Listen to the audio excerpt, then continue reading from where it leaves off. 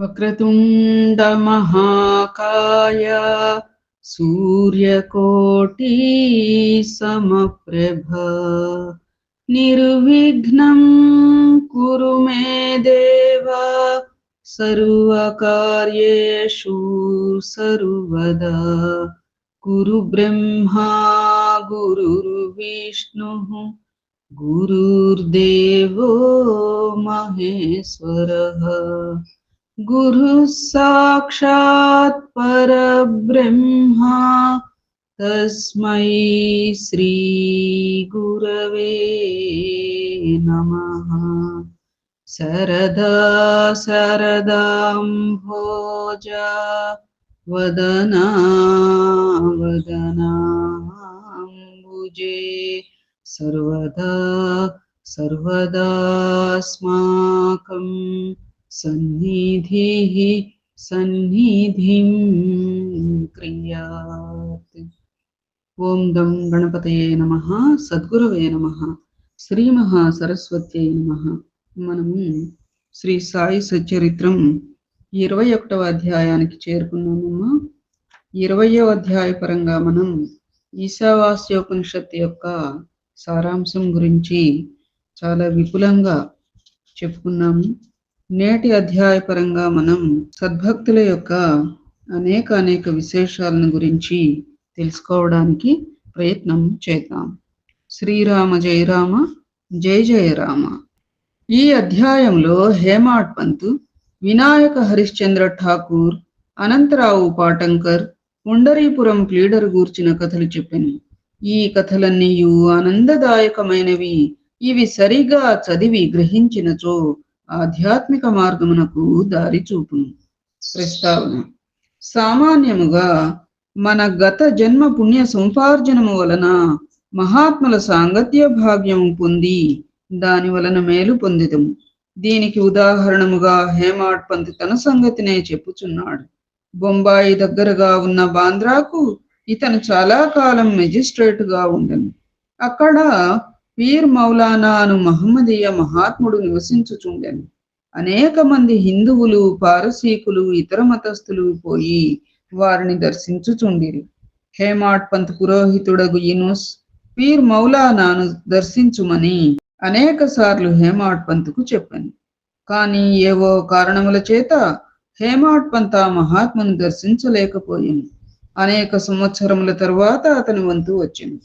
అతను షిరిడీకి పోయి శ్రీ సాయి దర్బారులో శాశ్వత స్థానమును పొందెను. దురదృష్టవంతులకు ఇట్టి మహాత్ముల సాంగత్యం లభించదు, కేవలం అదృష్టవంతులకే అట్టిది లభించును. సత్సాంగత్యం గాని, మహనీయులతో సాంగత్యం గాని ఎంతో పురాకృత పుణ్యకర్మ విశేషం చేతనే సంప్రాప్తిస్తుంది అని. తదుపరి అంశం యోగీశ్వరుల వ్యవస్థ. అత్యంత ప్రాచీన కాలము నుండి ప్రపంచమున యోగీశ్వరుల వ్యవస్థ ఉన్నది. అనేక మంది యోగులు అనేక చోట్ల అవతరించి వారికి విధింపబడిన పనులను నెరవేర్చెదరు. వారనేక చోట్ల పనిచేసినను అందరూ ఆ భగవంతుని ఆజ్ఞానుసారం నెరవేర్చెదరు. కాన ఒకరు చేయునది ఇంకొకరికి తెలియను, ఒకరు చేసిన దానిని ఇంకొకరు పూర్తి చేసెదరు. దీనిని బోధించుటకు ఒక ఉదాహరణం ఇదిగో కల. అసలు మహనీయులు గాని, యోగులు గాని, లోక కళ్యాణం కోసం పాటుపడే వాళ్ళు గాని, వాళ్ళని ఏమని చెప్పుకున్నాం నిన్న మొన్న మనం పారాయణ చేసుకున్నటువంటి హనుమత్ చరిత్రం ప్రకారం క్రియాశక్తి స్వరూపులు. భగవంతుడు ప్రతిదీ తను వచ్చి చేయడు. తన యొక్క క్రియాశక్తి విశేషంతో కొంతమందిని ఈ ఉపడంపై ఉద్భవింపజేస్తాడు. ఆ క్రియాశక్తిని వారికి ఆపాదించి వారి చేత తను అనుకున్నటువంటి పనులు నెరవేరుస్తారు. అందుకే క్రియాశక్తి స్వరూపులు ఎప్పుడు కూడా సర్వం భగవదర్పితం అన్నట్లుగానే చేస్తారు తప్ప నే చేస్తున్నా అని చెప్పి మామూలు సహజ మానవ నైజంగా వాళ్ళు వర్తించరు. మహనీయులు ఎప్పుడు కూడా అట్లాగే ఉంటారు. సద్గురువేమి. తదుపరి అంశం విహెచ్ ఠాకూర్. వీరు రెవెన్యూ శాఖలో గుమాస్తాగా ఉండి ఆయన ఒకానొకప్పుడు బెళగాం సమీపమందలి వడ్గాం అను పట్టణమున ఒక సర్వే పార్టీతో వచ్చాను. అక్కడ అప్ప అను కన్నడ యోగిని దర్శించి వారి పాదములకు నమస్కరించను. ఆ యోగి నిశ్చల దాసు రచించిన విచార సాగరమను వేదాంత గ్రంథమును సభలో ఉన్న వారికి బోధించుచుండెను. ఠాకూర్ పోవునప్పుడు వారి సెలవు కోరగా వారు ఇట్లు చెప్పిరి: ఈ పుస్తకమును నీవు చదవవలెను. నీవట్లు చేసినచో నీ కోరికలు నెరవేరును. ముందు ముందు నీ ఉద్యోగమునకు సంబంధించిన పని మీద ఉత్తర దిక్కునకు పోయినప్పుడు నీ అదృష్టవశమున నీకొక గొప్ప మహాత్ముని దర్శనం కలుగును. వారు నీ భవిష్యత్తుకు మార్గమును చూపెదరు. నీ మనస్సునకు శాంతి ఆనందములు కలుగచేసెదరు. ఆ తరువాత ఠాకూరు జున్నర్కు బదిలీ అయ్యాను. అచ్చటికి పోవుటకై నాన్హే ఘాట్ లోయను దాటి పోవలసి ఉండెను. ఈ లోయ మిక్కిలి లోతైనది. దానిని దాటుట చాలా కష్టం. దానిని దాటుటకు ఎనుబోతు తప్ప ఇతరమేదియు ఉపయోగించరు. కావున ఎనుబోతుపై లోయను దాటుటచే అతనికి బాధ కలిగెను. అచ్చటి నుండి కళ్యాణ్కు పెద్ద ఉద్యోగంపై బదిలీ అయ్యను. అచట నానా సాహెబ్ చందోర్కర్తో పరిచయం కలిగను. ఆయన వలన సాయిబాబా గూర్చి అనేక సంగతులు తెలుసుకొని వారిని దర్శింప కాంక్షించెను. ఆ మరుసటి దినమే నానాసాహెబ్ షిరిడీకి పోవుటకు నిశ్చయించుకొనెను. కావున ఠాకూర్ను కూడా తనతో రమ్మని అడిగాను. ఠాకూర్ తనకు ఠాణాలో సివిల్ కేసు ఉండుటచే రాలేనని చెప్పాను. అందుచే నానాసాహెబ్ ఒక్కడే వెళ్ళాను. ఠాకూర్ ఠాణాకు వెళ్ళాను. కానీ అచ్చటి కేసు వాయిదా పడింది. అది అతడు నానాసాహెబ్ వెంట షిరిడీకి వెళ్ళకపోవుటచే మిక్కిలి పశ్చాత్తాపపడను. అయినప్పటికీ షిరిడీ వెళ్ళాను. అంతకు ముందు రోజే నానాసాహెబ్ షిరిడీ విడిచిపెట్టనని తెలిసింది. ఇతర స్నేహితులు కొందరు అక్కడ కలిసిరి. వారు ఠాకూర్ను బాబా వద్దకు తీసుకుని పోయిరి. అతడు బాబాను చూచి వారి పాదములకు నమస్కరించి మిక్కిలి సంతసించెను. అతని కండ్లు ఆనంద భాష్పములచే నిండెను. ఒడలు గగురు పొడిచెను. కొంతసేపటికి సర్వజ్ఞుడగు శ్రీ సాయి ఇట్లనెను: ఇచ్చటి మార్గము అప్పా బోధించు నీతులంత సులభము కాదు. నాన్హే ఘాటులో ఎనుబోతు పైన సవారీ చేయుట కంటే కష్టం. ఈ అధ్యాత్మ మార్గము మిక్కిలి కఠినమైనది. దీనికి ఎంతో కృషి అవసరం. ఠాకూర్ కొక్కనికే అర్థమగు ఆ మాటలు వినగనే అతడు అమితానంద పరవశుడయ్యను. కన్నడ యోగి చెప్పిన మాటలు యథార్థములను గ్రహించను. రెండు చేతులు జోడించి బాబా పాదములపై శిరస్సును పెట్టి తనను స్వీకరించి ఆశీర్వదించవలెనని ప్రార్థించను. సాయిరాం. అప్పుడు బాబా ఇట్లనెను: అప్పా చెప్పినదంతయు నిజమే, కానీ అవి అన్నీయు అభ్యసించి ఆచరణలో పెట్టవలెను. ఊరికనే గ్రంథములు చదువుట వలన ప్రయోజనం లేదు. నీవు చదివిన విషయమును గూర్చి జాగ్రత్తగా విచారించి అర్థము చేసుకుని ఆచరణలో పెట్టవలెను. లేనిచో ప్రయోజనము లేదు. గురు అనుగ్రహము లేని ఉత్త పుస్తక జ్ఞానం నిష్ప్రయోజనం. విచార సాగరములోని సిద్ధాంత భాగం అతడు చదివి ఉండెను, కానీ ఆచరణను షిరిడీలో నేర్చుకుంట. కొంతమంది అమ్మ నాతో కూడా గురు బంధువులు కాదు, ఇతర జనులు భగవంతుడు సద్గురువు చెప్పేటువంటి అంశాలని రక మార్గాలకు తీసుకెళ్లి మాట్లాడేటువంటి గనులు ఉంటారు. అది పరోక్ష ఈర్ష్యాసూయలు అని తెలుసుకునేటప్పుడు చాలా కాలం పడుతుంది. మనకి ఏమిటి అంటే, సద్గ్రంథాలు చదివినందువల్ల ప్రయోజనం లేదని సద్గురువే చెప్పారు, ఇక ఏమిటి మీరు చేస్తోంది అన్నట్లు. ఇంకొంతమంది ఏమో ఏదో ఒక్కదాన్ని ఫాలో అవ్వాలి, అన్ని గ్రంథాలు చదివి ఏమిటి ప్రయోజనం అని ఇలా వ్యతిరేకులు ఉంటూ ఉంటారు. నాకొక్కదానికే తారసపడినారని కాదు, తారసపడిన అంశాలు గురుబంధువులతో కూడా చెప్తే మీరు కూడా సామాజికంగా ఎలర్ట్గా ఉండగలుగుతారని చెప్తూ ఉంటారు. అయితే మనం ఇక్కడ ఈ అంశం తీసుకుంటే, సద్గ్రంథాలు చదవవద్దు అని చెప్పలా అసలు సద్గురువు కూడా. ఉత్త పుస్తక జ్ఞానం వల్ల ప్రయోజనం లేదు అంటే ఇప్పుడు ఇక్కడ చెప్పలా. ఆ చదివినటువంటి గ్రంథాన్ని గురించి ఆలోచించాలి, అందులో సారాంశాన్ని గ్రహించాలి, అమలు చేసుకోవాలి. అందులోని ఆ గ్రంథంలో గల వైశిష్ట్యాన్ని అంటే విభూతులని, మహిమలని నిత్యం మననం చేసుకుంటూ అనగా నిధిధ్యాసనం చేసుకుంటూ ఉండాలి. లేకపోతే సద్గ్రంథ పఠన అనేది అంటే పుస్తక జ్ఞానం ఎందుకు పనికిరానిది అని ఆ రీతిగా చెప్పారు. ముందు చెప్పినవన్నీ మింగేసేసి పుస్తక జ్ఞానం ఎందుకు పనికిరాందని భగవంతుడే చెప్పాడు అని తీర్మానించే నీచుల జోలికి వెళ్ళకండమ్మా. ఎందుకంటే ఆ తెలియకుండా ఇచ్చేటువంటి ఆ తీర్పులు ఉంటాయి చూడండి, మన మనస్సు ఎంత డిస్టర్బ్ అయిపోతుందంటే ఇహ ఆ అంశం గురించి చాలా రోజులు తీవ్రంగా ఆలోచించవలసి వస్తుంది. కొంతమంది వైపరీత్యాలు కదా. అదమ్మా. తర్వాత ఇంకో అంశం ఏం చెప్పుకున్నాం, ఏదో ఒక గ్రంథం రోజు చదువుకుంటూ ఉండాలి, అనేక గ్రంథాల వల్ల ఏమిటి అని. ఇప్పుడు జిహ్వే భిన్నాహరుచి అని అన్ని గ్రంథాలలో మనం అనుసరించదగిన ఇప్పుడు గురుచరిత్ర తీసుకో. గురుచరిత్ర రోజు పారాయణ చేస్తావు, కానీ ఏదైనా అమలు చేయగలవా? అక్కడ శాస్త్రవాక్యాలు ఎంత ప్రామాణికంగా ఇదిగా ఉంటాయి, మనం ఏమన్నా చేయగలమా దానిలోవి? అలాగే ఒక గ్రంథాన్ని మనం చదువుతున్నప్పుడు దానికి కనెక్టెడ్వి ఉంటూ ఉంటాయి. జ్ఞానేశ్వరి ఉంది, జ్ఞానేశ్వరి వ్రాసింది ఎవరు? జ్ఞానేశ్వర మహారాజు. మరి ఆయన గురించి తెలుసుకోవాలిగా. కృష్ణుడు అంటావు, ఆ కృష్ణుడు చెప్పిన గ్రంథాలు ఇప్పుడు కృష్ణుడు నాకు ఇష్టం అని కూర్చుంటావా? భగవద్గీత చదవటంలో ఎప్పుడైతే భగవద్గీత చదివామో, కృష్ణార్జున సంవాదమే భగవద్గీత కాబట్టి మరి కృష్ణ ఉద్ధవ సంవాదం ఏమిటా అని వెంటనే ఏకనాథ భాగవతం చదవటంలో పరమ గురువు అని ఈయన్ని ఎన్నుకున్నాం, ఈ యొక్క షిరిడి సాయినాథుల వారిని. మరి పరమగురు లక్షణాలు ఈయనకు ఉన్నాయా లేదా అని తెలియటానికి గురుగీత చదవటంలో అట్లా ఉంటుంది.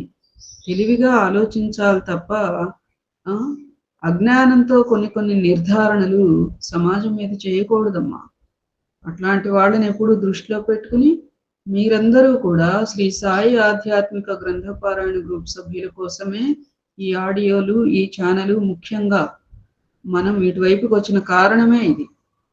కానీ పరోక్ష గురు బంధువులు కొన్ని వందల మంది ప్రతిరోజు కూడా మన యొక్క ఈ ఛానల్ని ఫాలో అవుతూ ఇందుకు పొందుపరచబడినటువంటి సద్గ్రంథాలని చక్కగా శ్రవణానందం చెందుతున్నారు అనేదైతే ఈ సందర్భంలో మనం ఈ సచ్చరిత్ర పరంగా చెప్పుకోవాల్సినటువంటి మంచి అంశం. అట్లా మీరనే కాదు, ప్రతి ఒక్కళ్ళు కూడా ఇప్పుడు చెప్పుకున్నటువంటి 2 అంశాలని దృష్టిలో పెట్టుకోండి. ఏంటి చెప్పాను? మొదటి అంశం ఏమిటనుకున్నామమ్మా? మొదటి అంశం ఏమిటి అంటే పుస్తక జ్ఞానం ఎందుకు పనికిరాంది, ఇవన్నీ చదవటాలు దండగా అనేటువంటి అంశానికి మాట్లాడండి, ఆలోచించండి నేను చెప్పిన ప్రకారం. రెండవ అంశం ఏమిటి అంటే, సరే వాళ్ళు పాపం మొదటి క్యాడర్ కంటే కొంచెం తక్కువ స్థాయి అయి ఉంటుంది. ఏమిటి అంటే ఈ చర్చ పరంగా తక్కువ స్థాయి ఏమిటంటే, సరే పుస్తకాలు చదవచ్చు కానీ ఏదో ఒకటే చదవాలి జన్మాంతము అనే విషయం గురించి కూడా వివరించాను. మన మనస్సు ఏ బోధలకి, ఏ గురువుకి కనెక్ట్ అవుతుంది అనేది ఒక అన్వేషణ. ఆ అన్వేషణ రీత్యా మనం కొన్ని గ్రంథాల ఎడల అధికంగా మక్కువ చూపుతాం. నిత్యపారాయణ గ్రంథంగా ఏదో ఒకదానిని తీసుకుని చేసుకోవాలి, కానీ పరమాత్మకు సంబంధించినటువంటి అంశాలు, ఆత్మ ప్రకాశం ఏ రీతిగా తెలుసుకొనగలం, ఏ మార్గాన్ని మనం అవలంబించాలి, అది కూడా మళ్ళీ మనం చెట్టుకో పుట్టకో ఇంకోటో లేదనంటే అదిగో అక్కడ ఆ ర్యాక్లో ఆ బ్రహ్మజ్ఞానం పుస్తకం ఉంది, ఇట పట్ర, అన్నిటికంటే ఎక్కువ పేజీలు ఉంది ఆ పుస్తకం, ఇట పట్ర, ఇది చదివేసేయండి అందరూ, ఇదిగో ఆథరు అని మనం చెప్తున్నామా? చెప్పుకోవటల్లా. మనం సద్గురువుని ఆశ్రయించబట్టి ఏ గ్రంథంలో అయితే కొన్ని విశేష అంశాలు మనం అవలంబించుకోగలమో అలాంటి అంశాలను తెలుసుకుని చక్కగా మన యొక్క ఈ మానవ జీవితాన్ని సార్థకం చేసుకునేటువంటి కృషే మనందరి పైనమమ్మ. ఆ రీతిగా మనం ఉన్న చోటు నుంచే మన జీవితాన్ని సార్థకం చేసుకుంటున్నాం. ప్రత్యక్ష పరిచయాలు కూడా మనకి లేవు, అన్ని పరోక్షమే. కేవలం మాట మీద మనం అందరం కూడా ఒక మాట మీద కనెక్ట్ అయి ఉండి పరస్పరం కూడా సహకరించుకుంటూ సాగిస్తున్నటువంటి మహోన్నత పయనం ఇది. అందుచేతనే మనకందరికీ కూడా లౌకిక పోకడలు అంటేటువంటి అవకాశం లేదు. ఒక సభకో, ఒక సమావేశానికో, ఒక ప్రత్యక్ష పరిచయం రీత్యా ప్రత్యక్షంగా మనం అందరం కలిస్తే అక్కడ కొన్ని పోకడలు ఏర్పడుతూ మనం చేసేటువంటి సత్సంగం ఎలా ఉంటుంది? పరోక్షంగా అత్యున్నత విషయాలు చెప్పుకుంటూ మహోన్నతమైనటువంటి మార్గాన్ని అవలంబించుకుంటూ పరమగురుని సేవించుకుంటూ ఉన్నాము అంటే మనందరి మధ్యన ఎంత విశేషమైనటువంటి రుణానుబంధం ఉన్నది అనే అంశం ఎప్పుడైనా మీరు ఆలోచించండి అమ్మా. ఇంకొక కథ గురించి చెప్పుకుందాం. అనంతరావు పాటంకర్ అను పూనా పెద్ద మనుష్యుడు ఒకడు బాబాని చూడగోరెను. షిరిడీకి వచ్చి బాబా దర్శనం చేసెను. అతని కండ్లు సంతుష్టి చెందెను. అతడు ఆనందించెను. అతను బాబా పాదములపై పడి తగు విధముగా పూజించి పిమ్మట బాబాతో ఇట్లనెను: నేను ఎక్కువగా చదివి తిని, వేదములను వేదాంతములను చదివి తిని, అష్టాదశ పురాణములు వింటిని, కానీ నా మనస్సునకు శాంతి కలుగుటలేదు. కనుక నా పుస్తక జ్ఞానమంతయు నిష్ప్రయోజనం. పుస్తక జ్ఞానము లేని నిరాడంబర భక్తులు నాకంటే మేలు. మనస్సు శాంతి పొందనిచో పుస్తక జ్ఞానమంతయు వ్యర్థం. నీ దృష్టి వలనను, నీ మహత్తరమైన మాటల వలనను నీవు శాంతి ప్రసాదింతువని వింటిని. అందుచే నేనిక్కడకు వచ్చి తిని. కావున నా యందు దాక్షిణ్యము చూపుము, నన్ను ఆశీర్వదించుము. అప్పుడు బాబా ఒక నీతి కథను ఈ విధముగా అతనికి చెప్పాను. పుస్తక జ్ఞానం అంతా కూడా వ్యర్థమయ్యేది ఎప్పుడు అంటే మనం ఇందాక చెప్పుకున్నట్టుగా ఆ అంశాలని అమలు చేసుకోకపోతే, నిధి ధ్యాసనం చేయకపోతే. ఒకటి. తర్వాత ఏమిటి అంటే పుస్తక జ్ఞానం అనేది ఇప్పుడు గ్రంథ పారాయణం, ఒక పుస్తకాన్ని చదవాలి అంటే గురు ఆజ్ఞ చేత, గురు కృప చేత చేసేటువంటి పారాయణం, గురు అనుగ్రహంతో చదివేటువంటి పుస్తక పఠనం మనకి అనేక విషయాలను బోధపరుస్తుందమ్మా. అలా గురు కృప లేకుండా చేసేటువంటి పఠనాలు ఉంటాయి చూడు, అవి ఈ రీతిగా ఏ మాత్రము కూడా ఉపకరించవు అని అర్థం. అక్కడ చదివేసి బొత్తులు పెడతాను తప్ప మనకి ఏ మాత్రం కూడా మన మైండ్కి ఆ సారాంశం అబ్జార్బ్ కాదన్నమాట. అది సారాంశం మన మనస్సు స్పాంజీ నీళ్లులాగా పీల్చుకోదన్నమాట. అలా వదిలేస్తుంది. అది స్పాంజీ నీళ్లు పీల్చుకుంటాయి, అట్లా కాకుండా వదిలేస్తుంది అని. దాసగణం ఈశావాస్యోపనిషత్తు అర్థం కావటల్లా అంటే కదా మరి సద్గురువు వెంటనే ఆ యొక్క కాకా సాహెబ్ ఇంటి పనిపిల్ల ద్వారా అట్లా ఆ సారాంశాన్ని బోధపరిచారు. ఒక్కొక్కరు జ్ఞానేశ్వరి అర్థం కావటం లేదు అని చెప్పి అడిగితే వాడాలోకి వెళ్ళి అక్కడ ఏదో చర్చ జరుగుతోంది వినరమ్మంటే కొన్ని సారాంశం వాళ్ళకు అవగతమయ్యేది. ఏకనాథ భాగవతం రీత్యా అంతే.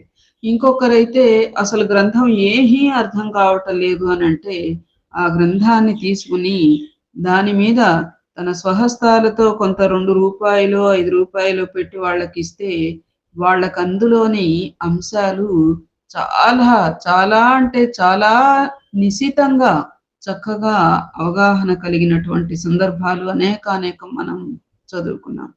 అట్లాగే ముందు వస్తుందేమో దేవు గారి కథ కదా, చూద్దాం. సరే, ఇప్పుడు ఈ అనంతరావు పాటంకర్ గారికి మరి పుస్తక జ్ఞానం వ్యర్థం, నాకంటే నిజంగా పామరులు నయం, అందుకని నాకు ఏదో ఒకటి మార్గం చూపించు, నా ఎందు దాక్షిణ్యం చూపు అని అడిగితే అప్పుడు ఈ కథని చెప్పారుట. 9 ఉండల గుర్రపులద్ది నీతి కథ అనగా నవవిధ భక్తి. ఒకనాడొక వర్తకుడు ఇక్కడికి వచ్చాను. అతని ముందు ఒక ఆడగుర్రం లద్దె వేశాను. అది 9 ఉండలుగా పడెను. జిజ్ఞాసు అయిన ఆ వర్తకుడు పంచకొంగు సాచి 9 ఉండలను అందులో పెట్టుకొనెను. అట్లు మనస్సును అతడు కేంద్రీకరించగలిగాను. అది ఆ మాటల అర్థమును పాటంకర్ గ్రహించలేకుండెను. అందుచే అతడు గణేశ దామోదర్ ఉరఫ్ దాదా కేల్కర్ను ఇట్లు అడిగాను. ఆ మాటలలో బాబా ఉద్దేశ్యమేమి? కేల్కర్ ఇట్లు జవాబిచ్చాను. నాకు కూడా బాబా చెప్పినదంతయు తెలియదు, కానీ వారి ప్రేరణ ప్రకారం అయితే నాకొకటి తోస్తోంది, చెప్తాను. ఆడగుర్రం అనగా ఇచ్చట భగవంతుని అనుగ్రహం, 9 ఉండలనగా లద్ది అనగా నవవిధ భక్తులు. అవి ఏవనా? శ్రవణం వినుట, కీర్తనం ప్రార్థించుట, స్మరణం జ్ఞప్తి ఎందుంచుకునుట, పాదసేవనం పాద సంవాహనం, అర్చనం పూజ, నమస్కారం వంగి నమస్కరించుట, దాస్యము సేవ, సఖ్యత్వం స్నేహం, ఆత్మ నివేదనం ఆత్మను సమర్పించుట. ఇవి నవవిధ భక్తులు. వీనిలో ఏదైనా ఒక మార్గమును హృదయపూర్వకముగా అనుసరించిన ఎడల భక్తుడు సంతుష్టి చెందును, భక్తుని గృహమందు ప్రత్యక్షమగును. భక్తి లేని సాధనలన్నీయు అనగా జపము, తపము, యోగము, ఆధ్యాత్మిక గ్రంథముల పారాయణ, వానిలోని సంగతులను ఇతరులకు బోధించుట మొన్నవి నిష్ప్రయోజనం. భక్తియే లేనిచో వేదములలోని జ్ఞానము, జ్ఞానియను గొప్ప ప్రఖ్యాతి నామమాత్రమునకే చేయు భజన ఇవన్నీయు వ్యర్థం. కావలసినది ప్రేమాస్పదమైన భక్తి మాత్రమే. నీవు కూడా ఆ వర్తకుడననుకును, లేదా సత్యమును తెలుసుకొనుటకు ప్రయత్నించుచున్న వ్యక్తిని అనుకును. వాని వలె నవవిధ భక్తులను ప్రోగు చేయుము, ఆతురతతో ఉండుము. వాని వలె నవవిధ భక్తులను ఆచరణలో పెట్టుటకు సిద్ధముగా ఉండుము. అప్పుడే నీకు మనస్థైర్యం, శాంతి కలుగును. ఆ మరుసటి దినం పాటంకర్ బాబాకు నమస్కరించుటకు పోగా 9 గుర్రపు లద్ది ఉండలను ప్రోగు చేసితివా లేదా అని ప్రశ్నించెను. అతడు తాను నిస్సహాయుడననియు బాబా అనుగ్రహము చేయ మాత్రమే వానిని సులభముగా ప్రోగు చేయవచ్చు అనెను. అప్పుడు బాబా శాంతి క్షేమములు కలుగును అని ఆశీర్వదించెను. పాటంకర్ అపరిమితానంద భరితుడాయను. మనలో సత్వగుణం అంటే దానిలో చాలా ఉంటాయి కదా. సత్వగుణం అంటే ఇతరులు కలగచేసేటువంటి కష్టాలకు కూడా ప్రలోభపడకుండా, నిందావాక్యాలకు రియాక్ట్ అవ్వకుండా, అహంభావం లేకుండా, మనమేలేదో మనం చూసుకుంటూ, అంటే మళ్ళీ ఇక్కడ లౌకిక ఉపకారాల గురించి కాదు, ఇలా ఆధ్యాత్మిక సంబంధిత రీత్యా సరే అని మనమేలు ఏదో మన కర్మలను పాపం నశింప చేయడానికి అందరూ పూనుకున్నారు అని మనం అధికంగా రియాక్ట్ కాకుండా ఉంటే మనలో సత్వగుణం ఇంకా పెంపొందేటువంటి అవకాశం ఉంటుంది. ఫస్ట్ అయితే సత్వగుణం కలిగినటువంటి వాళ్ళు చేసే పారాయణలు, పుస్తక పఠనాలు, వీటిల వల్ల అది మరింతగా పెంపొందుతుంది. అప్పుడేమవుతుంది, ఎవరికైతే సత్వగుణం అధికంగా ఉంటుందో వారి ఎడల భగవంతుడి కృప పూర్ణంగా ఉంటుంది. తర్వాత గురు అనుగ్రహంతో ఏమవుతుంది అంటే, సత్వగుణం వలన సద్గ్రంథ పఠనాల యందు ఆసక్తి, సత్సాంగత్యం, ఇలాంటివన్నీ కూడా ఇంకా అభిలాష కలుగుతుంది. ఆ అభిలాష ఎటు భక్తి అనేటువంటివి మనస్సులో పాతుకొని ఉండటం వలన ఇవన్నీ కూడా మిళితమై అలాంటి గ్రంథ పఠనాలు గొప్ప ప్రయోజనాన్ని ఇస్తాయి అని మనం భావనగా తీసుకోవాలి. అలా లేని ఎడల పుస్తక ఆధ్యాత్మిక గ్రంథాల పారాయణ, వానిలోని సంగతులను ఇతరులకు బోధించుట మొదలైనవి నిష్ప్రయోజనం అని. ఇప్పుడు ఇక్కడ ఒక పాయింట్ చెప్తారు. మనమందరం కూడా దాదాపు ఇది 25వ గ్రంథమో ఏదో మన వేదిక పరంగా. అయితే కొంతమంది భావనలు ఎలా వ్యక్తీకరిస్తారు అంటే, వాళ్ళ ఎక్స్పెక్టేషన్ వైజ్ మనం గనక ప్రవర్తించాలనుకో, ఏంటో చేస్తారు పారాయణలు. వేస్ట్ దండక. వాళ్ళకే లేదు మార్పు ఇంకా ఏమిటి అని చెప్పి అంటూ ఉంటారు. అప్పుడు మనం గబగబా చదువుతున్న పుస్తకం కూడా ర్యాక్‌లో పట్టుకెళ్ళేసి తాళాలేయకపోవడం మా తప్పు. మనల్ని కావాలని క్రిటిసైజ్ చేసేటువంటి దుష్ట శక్తులు కూడా ఈ పయనంలో మనకి ఉంటూ ఉంటాయి. అది ఎందుకు అంటే అవతలి వాళ్ళు మనల్ని అన్నదానిలో ఎంతవరకు సత్యం ఉంది? మనం నిజంగా అలాంటి వాళ్ళమా? లేక వాళ్ళకు అనువుగా మనం వర్తించలేదు అని చెప్పి మనం అమితంగా ప్రేమించేటువంటి అంశాలను ఆ రీతిగా అంటున్నారా అనేది కూడా చూసుకోవాలి. ఇక్కడ కేవలం గ్రంథ పఠనం గురించే కాదు ఈ అంశం. ఇంకా ఏ విషయమైనా సరే. మనం ఏ విషయం దేనికైతే అధికంగా అపేక్ష, అధికంగా మనం కనెక్ట్ అయి ఉంటామో అవతలి దుష్ట శక్తులు ఏం చేస్తాయంటే మనల్ని ఖచ్చితంగా అటువాట్ల మీదనే దెబ్బ కొడదామని చూస్తారు. అదొక శాడిజం. వాళ్ళకి అదొక ఆనందం. ఎందుకని అంటే వాళ్ళు అడిగిన ఉపకారము, లేదు వాళ్ళ మనసుకు తగినట్టుగా మనం వర్తించకపోవటము, లేదు అనంటే అసలు మన పంథా వేరైపోయి మనం ఏదో చాలా గొప్ప దీనికి వెళ్ళిపోతామేమో అనేటువంటి ఈర్ష్యాసూయలు చాలా ఉంటాయి లౌకిక జీవితంలో. ప్రతి వాళ్ళు మనకి ప్రతి అంశంలోనూ సహకరించరు. ముఖ్యంగా ఆధ్యాత్మిక విషయాలలో అనేది మనం అత్యంత జాగరూకులమై ఉండాలి. మిగతా లౌకిక విషయాల్లో సహకరించకపోతే సహకరించేటువంటి అంశాలు ఇంకా బోల్డుంటాయి. కానీ ఆధ్యాత్మిక విషయాలలో సహకారాన్ని అధికంగా వాంఛించకుండా మనకి మనమే జాగరూకులమై ఉండాల్సిన అవసరం ఉంటుంది కావచ్చు. ఎందుకంటే మన మన ఇది ఏమిటి? మన పయనం ఏమిటి? మన లక్ష్యం ఏమిటి? అనేటువంటి దిశగా మనం చాలా కఠిన మనస్కులమై అంటే రకరకాల క్రిటిసిజం దాన్నేమంటారు? రకరకాలుగా కూడా దూషణాలన్నమాట. క్రిటిసైజ్ చేయటం అంటే ఏమంటారమ్మా తెలుగులో?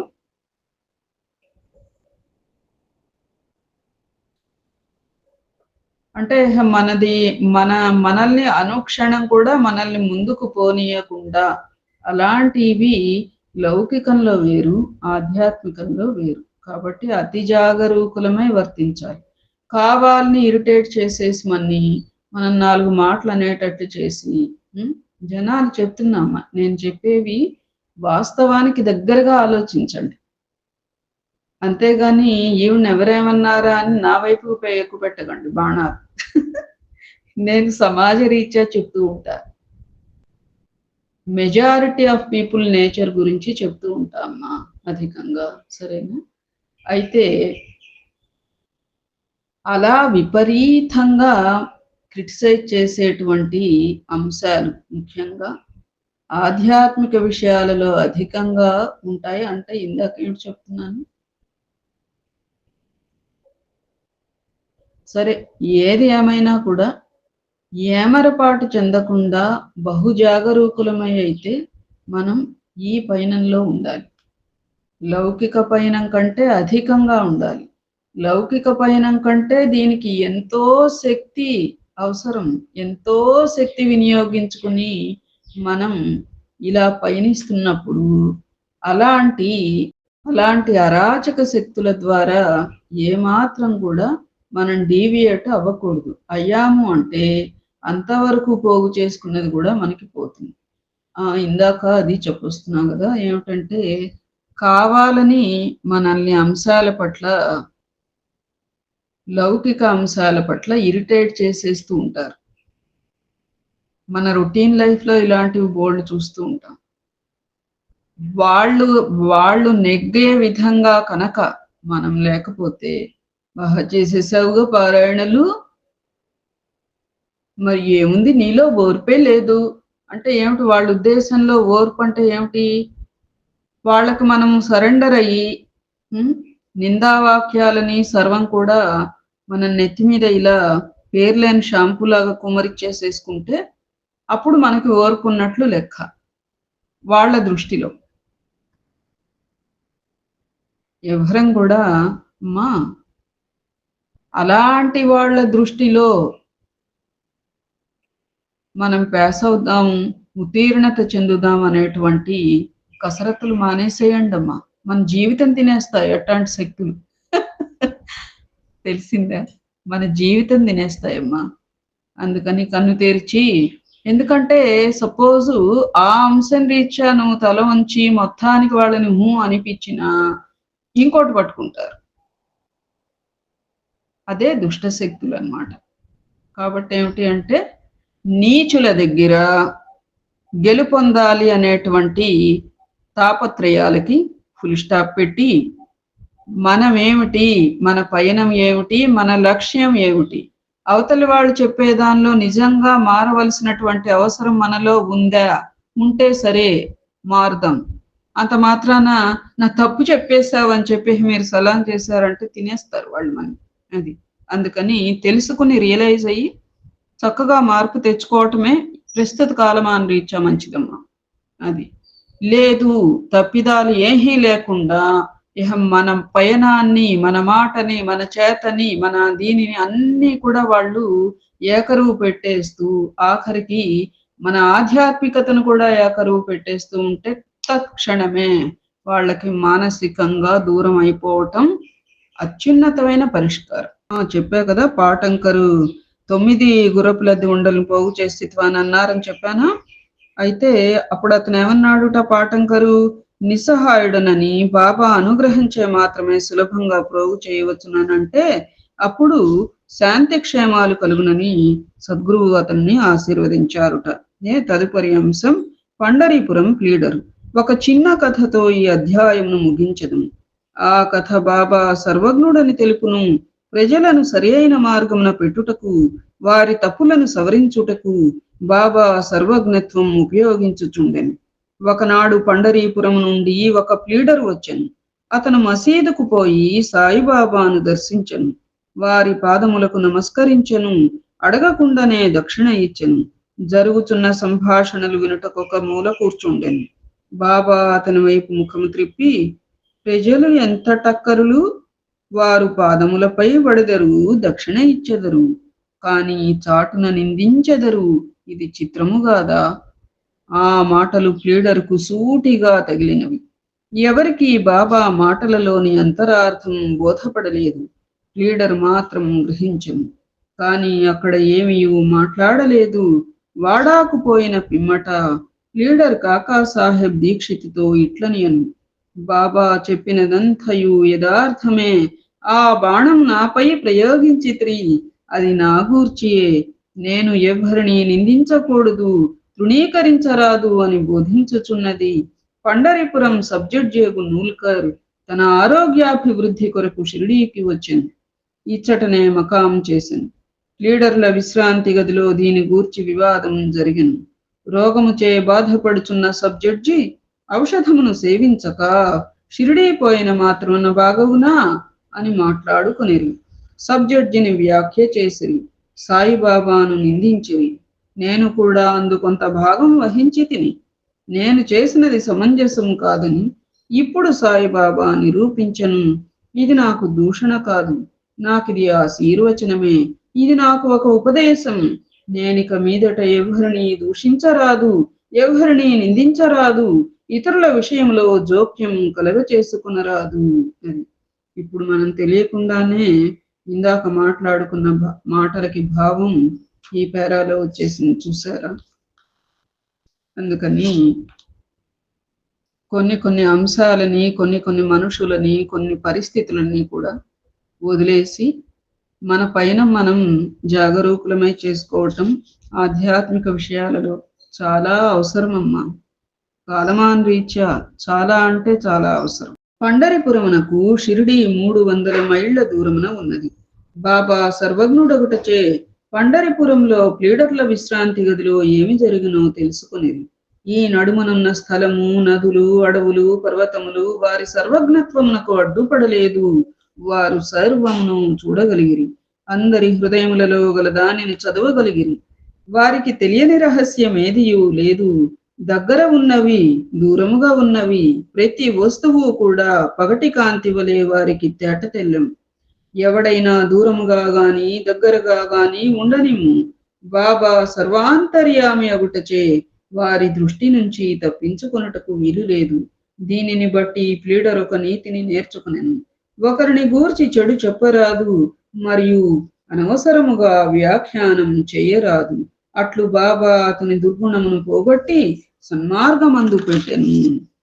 ఇందాక చెప్పుకున్నట్లుగా మనం పుస్తక పఠనం ఎక్కువ పుస్తకాలు చదివితే ఎట్లా ఒక్కటే చదవంటే ఇప్పుడు చూడండి, మనుషుల యొక్క ఉమ్, ఏమిటంటారు, వ్యతిరేక భావనలు ఏవైతే ఉంటాయో ఆ భావనలను ఎలా త్యజించాలి అనేటువంటి అంశం సద్గ్రంథాలలో ఒక్కొక్క చోట ఒక్కొక్క రీతిగా కూడా చెప్తూ ఉంటాం. అవి అనుసరించడానికైనా గాని మనం రకరకాల గ్రంథాలు కూడా చదివితేనే మనకి తెలుస్తాయి. వాటిల్లో మన వంతు ఏం చేయగలం అనేది కూడా మనకు ఆకళింపు అవుతుంది కదా. అట్లా ఇది యొక్క ప్లీడర్ను గూర్చింది అయినప్పటికీ అందరికీ వర్తించును. కాబట్టి ఈ కథ బోధించు నీతిని జ్ఞప్తి అందుంచుకుని మేలు పొందేదముగాక. సాయిబాబా మహిమ అగాధం, వారి లీలలు కూడా అట్టివే, వారి జీవితము అట్టిదే, వారు పరబ్రహ్మము యొక్క అవతారమే. సద్గురవే నమః. ఇది శ్రీ సాయి సచ్చరిత్రం 21వ అధ్యాయం సంపూర్ణం. ఏతత్ ఫలం సర్వం సద్గురు చరణారవిందార్పణమస్తు. సద్గురవే నమః. శ్రీమాత్రే నమః. శ్రీ సీతారామ లక్ష్మణ భరత శత్రుఘ్న సహిత హనుమతే నమః. శుభం భవతు.